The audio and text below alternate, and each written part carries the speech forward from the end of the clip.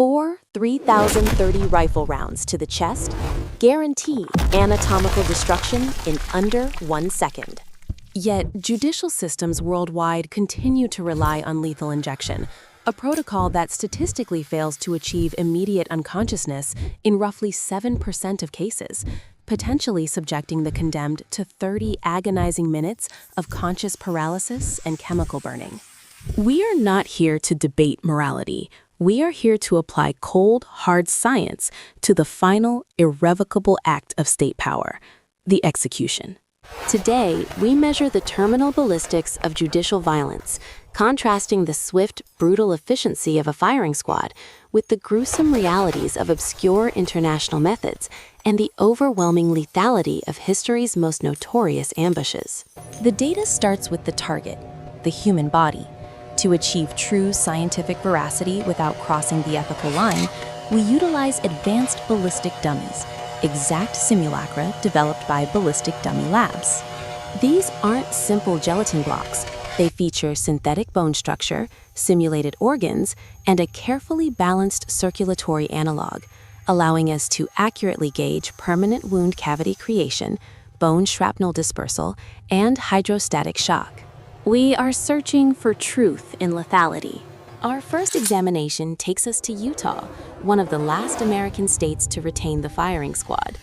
The method specified calls for 5 riflemen utilizing the classic Winchester Model 94 lever-action rifles, traditionally chambered in the venerable .30-30 Winchester cartridge.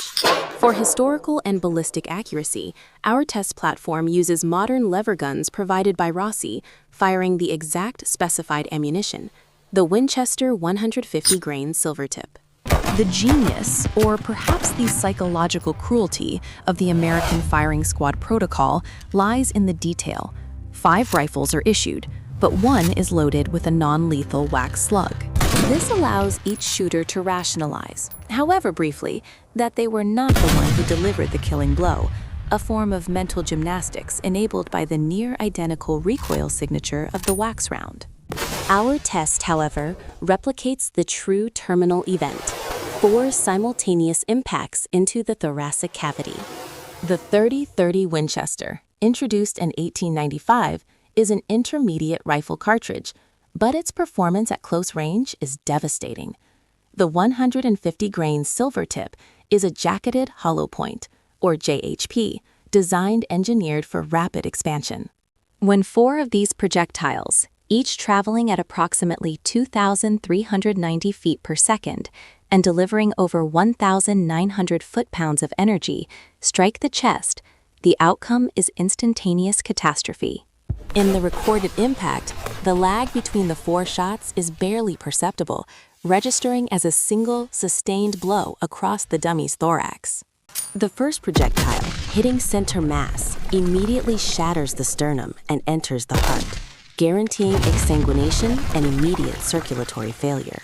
The following rounds, delivered within fractions of a second, travel through the lung tissue, tearing the pulmonary vasculature and obliterating the ascending aorta.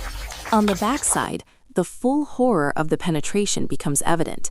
The sheer kinetic energy transfer forces massive tissue displacement, and 2 rounds exit the rear, carving out ragged wounds. Critically, 2 other projectiles strike the vertebral column. A .30 caliber expanding bullet impacting the spine results in immediate, non-recoverable trauma to the central nervous system, rendering the subject instantly incapacitated.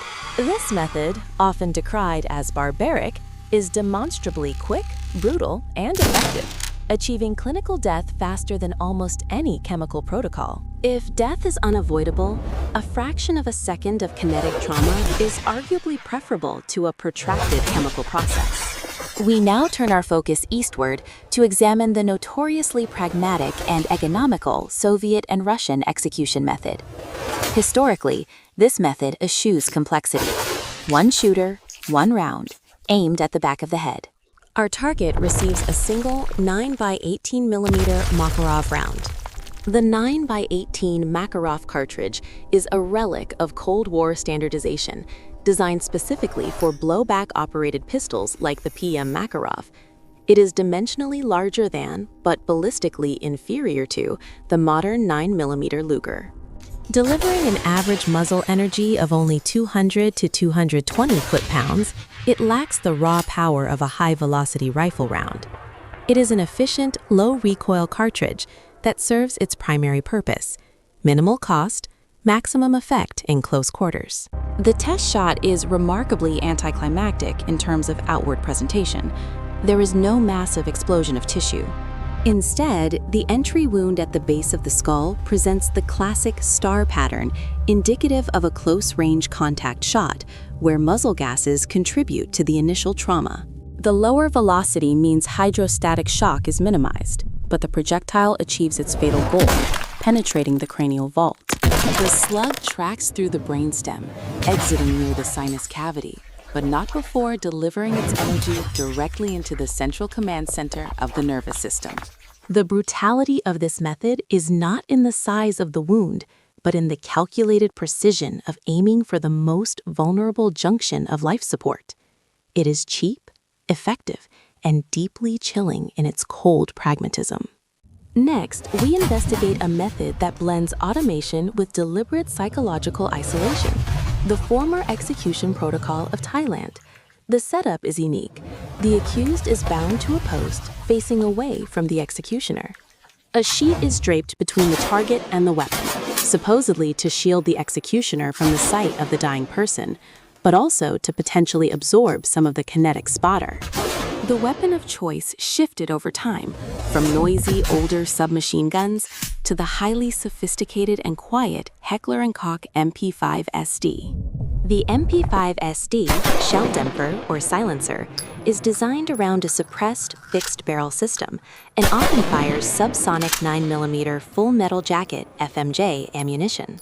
By keeping the velocity below the speed of sound, approximately 1,125 FPS, the distinctive crack of the sound barrier is eliminated. The protocol demands a high-volume application of force, a sustained burst of 15 rounds of subsonic 9mm FMJ directed at the target's back. While a single subsonic 9mm round is comparatively low on kinetic energy, around 300 foot-pounds, 15 rounds delivered in a 3-second burst create a lethal saturation zone. The test reveals a dense cluster of entry wounds concentrated across the center back. The FMJ design guarantees deep penetration through the dummy's spinal muscles and into the internal organs. This is not about rapid expansion. This is about volume and hydraulic disruption. Multiple overlapping wound tracks essentially liquefy the underlying pulmonary and cardiac tissue. The cumulative energy transfer, though spread across 15 impacts, causes catastrophic failure of the sternum and severe rib fracturing as the internal pressure attempts to escape the thoracic cavity. It is a slow, methodical form of violence that feels profoundly wrong, a death by industrial application of kinetic force, confirming why this method has largely been abandoned. Moving back to modern military applications, we examine a field expediency method often referred to by Special Operations Forces, particularly the Navy SEALs, the safety round or the canoe. This is not a judicial execution, but a critical battlefield procedure to ensure a combatant is definitively neutralized and cannot pose a secondary threat with a hidden weapon or explosive. The technique is brutal. A high-velocity rifle round is fired up through the chin and into the cranial structure. Our test utilizes the highly accurate and reliable HK-416, a standard weapon for many Western Special Forces, chambered in 5.65 by 45 mm NATO. Firing the military standard M855 ammunition, which travels at speeds exceeding 3,000 feet per second, the effect is pure hydraulic shock. When the 56 mm round enters the soft tissue under the chin and accelerates through the confined space of the skull, the resulting temporary wound cavity expands violently. The bone and tissues simply cannot withstand the massive instantaneous pressure spike. The cranial vault explosively separates from the lower facial structure, creating a devastating anatomical effect, described graphically as, "The visual result is immediate and overwhelming. The dummy's head is not just fatally wounded, it is structurally disarticulated. This method confirms the absolute, non-recoverable nature of high-velocity rifle trauma applied to the central nervous system. Ammo is cheap. Risking the lives of elite operators is prohibitively expensive.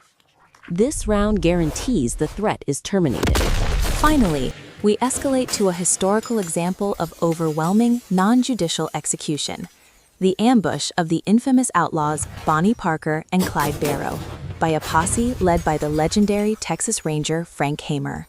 While they were hit by hundreds of rounds from multiple weapons, shotguns, pistols, and rifles, one weapon in particular played a defining role in the sheer devastation: the Colt Monitor.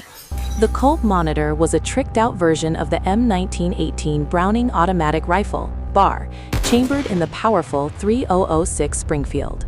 Optimized for FBI and law enforcement use, it featured a massive muzzle brake to mitigate the tremendous recoil generated by 3006 cartridge, a cartridge originally designed for long-range machine gun fire, boasting an energy output of nearly 3,000 foot-pounds. This was truly the fighting rifle of the era. Our simulation attempts to replicate the specific action of the Colt Monitor against Bonnie, who was likely seated in the passenger seat of their 1934 Ford V8 sedan. We place the dummy behind an authentic reproduction of the V8's period-appropriate laminated glass. The objective is to analyze not just the terminal ballistics, but the interaction of high-velocity rifle rounds with early automotive glass. The torrent of fire from the Colt Monitor is terrifying. The muzzle blast alone from the powerful 3006 is deafening. The immediate effect on the dummy is total saturation. The rounds tear through the laminated glass, creating a massive secondary wave of glass shrapnel that precedes the .30 caliber slugs into the target.